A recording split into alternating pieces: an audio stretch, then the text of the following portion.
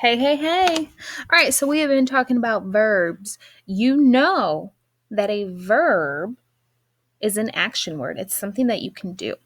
And previously, we talked about verb tenses. We talked about verbs that happen in the present, those end in S. We've talked about verbs that happen in the past. If you remember, those end with ed. And we talked about verbs that happen in the future, and those always have a will in front of it.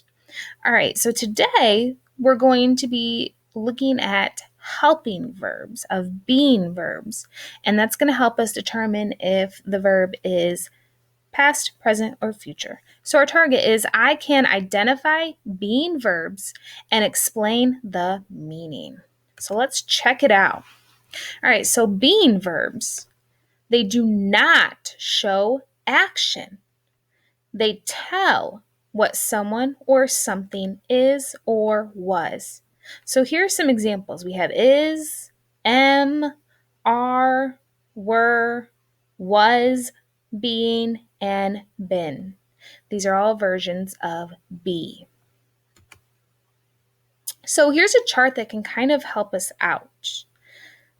So to be, if the verb is going to be past, then it has words such as was, like I was going to the store, you were going to the store, she was going to the store, we were going to go to the store, you were going to go to the store, and they were going to go to the store. This all happened in the past. So like I was going to the store yesterday. That happened in the past.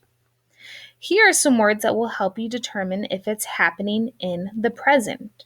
So like I am playing football. I'm doing it right now. You are playing football. You're doing it right now. She is playing football. We are playing football. You are playing football. They are playing football.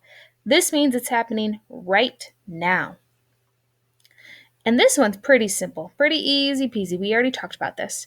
If you see will, you know that's going to happen in the future. Like, I will clean my room, probably next year in the future. You will do your homework, probably 3 days from now. She will fold her clothes. So that's all happening in the future. So let's look at some examples. Okay. First sentence. Recess is a fun time at my school. I see is. Recess is a fun time at my school. This is happening now. This is happening in the present. I'm going to write PR for present.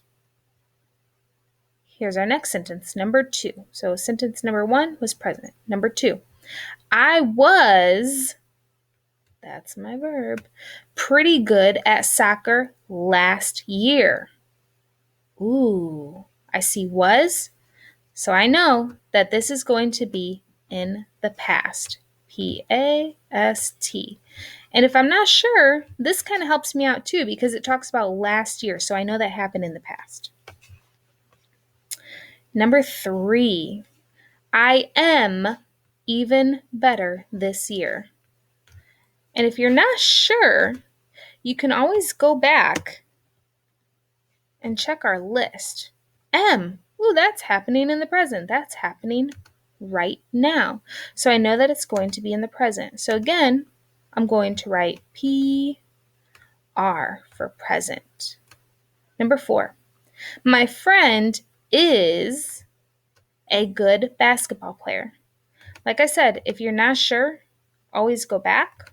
Is. Oh, look, also happening in the present. So what am I going to write? Yep, PR for present. Next one, number 5. The others on the team are good players too. If I go back and if I look to double check, are, yep, that's happening right now in the present. So I'm going to write a PR. We only had one past. Interesting.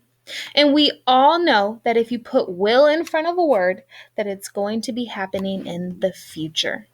So if you need help, go back to this chart, look at your words, figure out if they're happening in the past, present, or future. Great job today, kiddos. Give your brain a double kiss for me.